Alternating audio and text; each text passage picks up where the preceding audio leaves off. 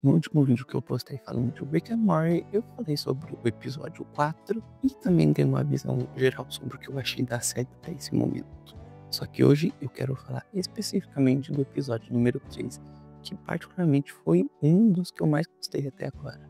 E o episódio começa mostrando o Rick e o Morty normais pegando os destroços da cidadela. Até que voa um destroço bem no vidro do carro-nave do Rick e acaba danificando ele. Eles precisam achar um lugar para conseguir consertar o carro. E nessa eles acabam passando por uma espécie de cidadezinha de Velho Oeste, onde tem alguns Mortys. Não Mortys necessariamente, como o Rick diz, eles são um lixo biológico, porque eles são meio que os clones que sobraram da cidadela. Só que o Rick acaba indo em outro lugar, ele pousa em uma fazenda. E nessa fazenda é onde é apresentado pra gente o Rick Caipira. No momento em que o Rick e o Morty pousam e saem do carro, o Rick Caipira aponta uma escopeta pros dois e diz que não quer eles ali. E os dois só dizem que querem consertar alguma coisa e vão embora. O Rick conserta a nave, ele entra dentro e na hora que o Morty fala qual seria a história dele, o Rick diz que não haveria nada mais chato do que saber a história deste personagem. E adivinha o que vai ser esse episódio? Vai ser apenas a história do Rick Caipira. Do jeito que eu falei apenas, parece pouca coisa, né? Mas não é bem assim.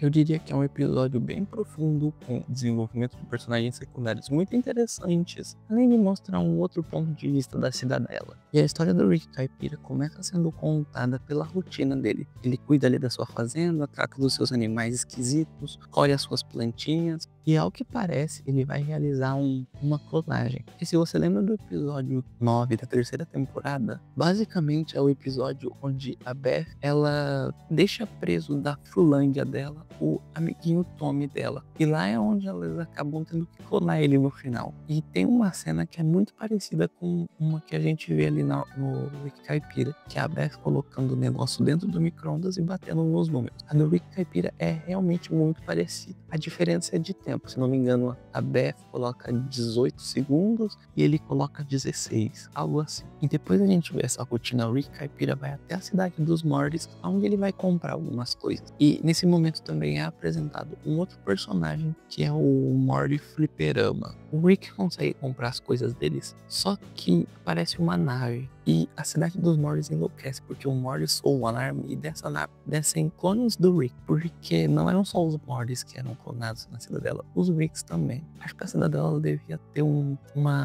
déficit muito grande de gente, e aí eles acabavam precisando clonar Mortys e Rick. Afinal, procurar pela curva finita central deve dar muito trabalho. E com a aparição desses Ricks, a cidade dos Mortys, assim, ela vira um caos. Os caras já descem atirando, destruindo, tacando fogo. É tipo cena de filme de Velho Oeste mesmo, sabe? E esse filme ele tem bastante dessas referências. Só que vamos nos atentar aqui ao resumo, depois eu falo sobre a estética, que é muito boa. Esse episódio, assim, acho que ele foi um dos melhores. Pelo menos o pessoal tava falando que gostou mais desse do que do segundo e do primeiro. Eu particularmente gostei de todos, mas obviamente eu acho que esse pra mim foi o melhor até agora. Deixa a sua opinião aí nos comentários, tá? Ela vai ser muito bem-vinda. No meio desse caos todo, o Rick Caipira, ele sai da casa e vai pra sua casa, só que os outros Ricks acabam conversando um pouco. Ele pergunta o que ele tá fazendo aí, ele só diz que ele tá tranquilo comprando as coisas dele e quer ir voltar pra casa. Os caras simplesmente atiram nele, tá? Ele cai ali mesmo, eles pegam os Mortys e levam pra uma espécie de cidadela em reconstrução. Porque, tipo assim, o que eles querem fazer é meio que clonar os Mortys. Porque pra uma cidadela ser reconstruída, eles vão precisar de pessoas. E acho que uma das pessoas mais importantes não é necessariamente o Rick, são os Mortys.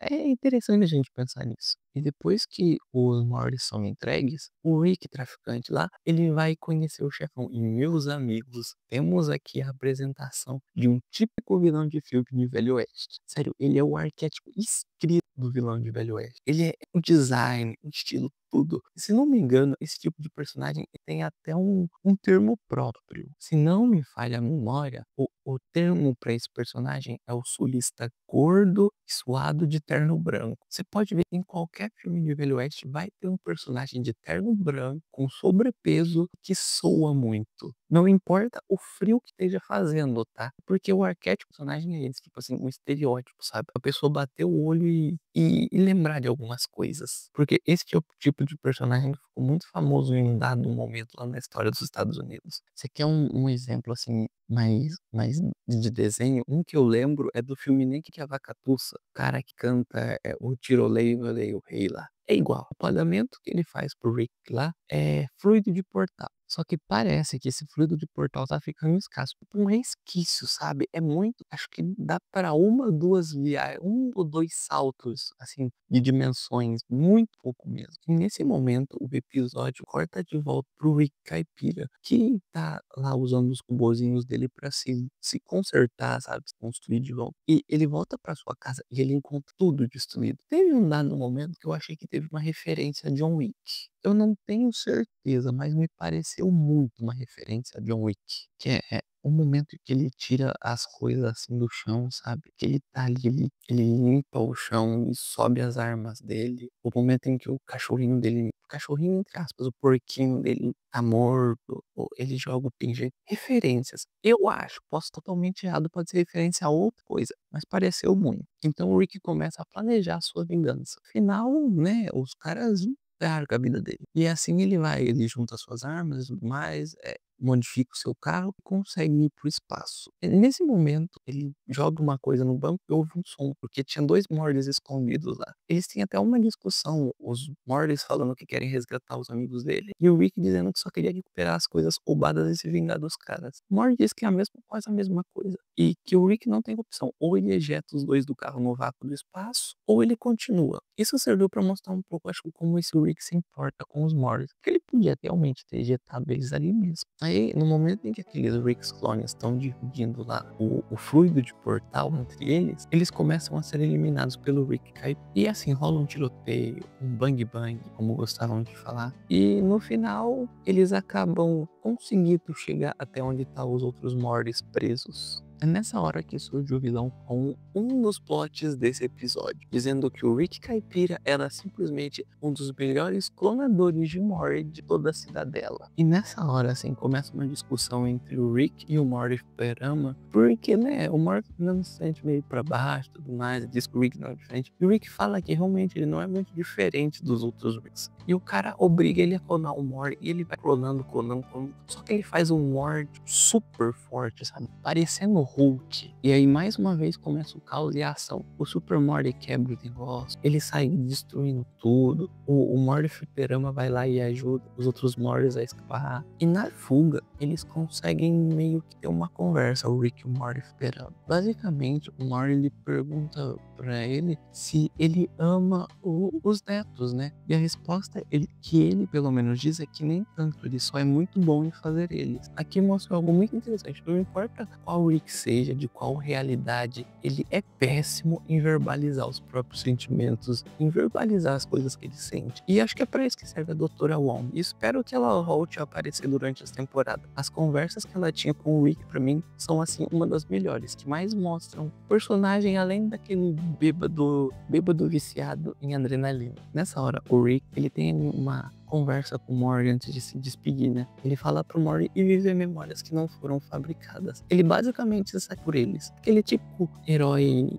solitário, o herói que se sacrifica no final, é basicamente isso. Como sobra só o Rick na cidadela em reconstrução, ele começa a destruir tudo, ele começa a enfrentar os outros Ricks, e a luta final fica entre o Rick fazendeiro e o Rick sulista. E no final temos a revelação de mais um plot, onde o Rick, ele é um dos possíveis pais do Rick, o vilão. E esse foi um resumo bem básico do episódio. Eu quero falar aqui um pouco sobre toda a estética do Velho Oeste que teve nesse episódio e toda a referência também. Os filmes de Velho Oeste, eles ficaram muito famosos durante a década de 70 e de certa forma são um pouquinho até hoje. Quem é que não gosta de um cowboy, né? Com pistolas e atirando pro quanto é lado? E acho que uma das principais referências que eu notei nesse filme foi referências a um filme chamado O Bom, o Mal e o Feio, que é um filme bem antigo, você já deve ter visto algum meme sobre ele por aí. E uma das coisas que eu gostei foram o desenvolvimento dos personagens secundários. Isso é uma coisa que o Rick and Morty sabe fazer muito bem, eu acho. Desenvolver os pequenos personagens assim em apenas um episódio, mesmo que seja pra matar eles no final. E se você for na thumb, eu apelidei esse episódio de Dependência Morticional. Por